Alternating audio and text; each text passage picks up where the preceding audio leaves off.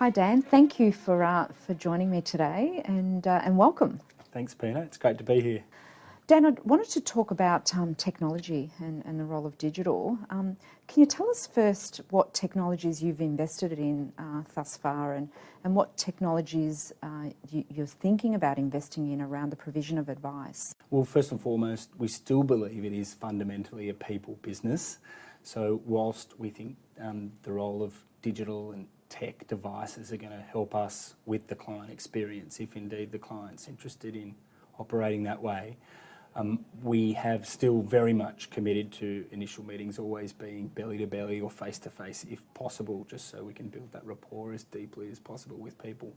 But thereafter, increasingly we're finding clients are interested in having either WebEx meetings or Zooms or Skypes or various mediums which will provide more convenience for them. But we've also continued to invest in an app which we've found really good for our clients, which collates all of their financial house in one place. So are you saying that clients are asking to be dealt with in this sort of way? Yeah, certainly our younger clients are interested in using various digital mediums to foster relationships, which we're completely fine with.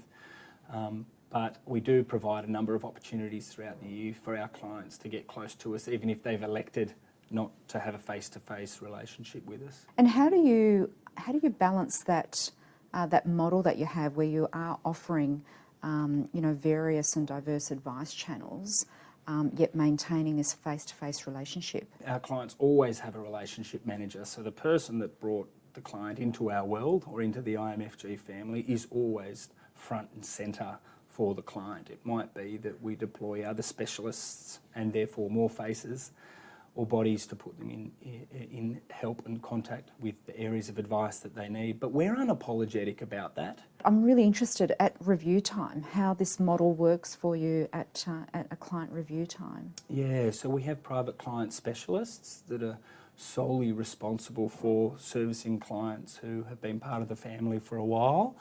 The private client specialist is very much a part of the annual review process and is the conductor, if you will, of the orchestra. And whether or not they involve any specialists that have been delivered, if you will, to the clients for their needs at that review meeting or not, depends on whether or not indeed it needs the attention. What's the main thing that you need to keep in mind in growing an advice business and future-proofing an advice business? I think you can sometimes lose sight of the clients being first and foremost the drivers of, one, the advice, but then two, the service and the way in which that's deployed.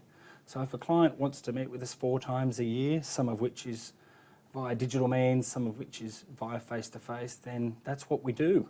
But we keep open sort of communication and dialogue around how we deploy that. Thank you. Thank you very much, Dan, for sharing so much about your business. Really appreciate it. No problems. Thanks for having me. Thank you.